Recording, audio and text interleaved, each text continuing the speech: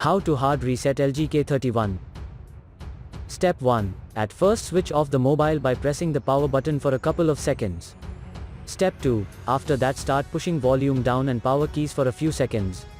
Step 3. Release the power key when the LG logo shows up, click volume down and push the power key. For further detailed guide, please check the link in the description. There you will find further steps on how to hard reset your smartphone. For further detailed guide, please check the link in the description. There you will find further steps on how to hard reset your smartphone.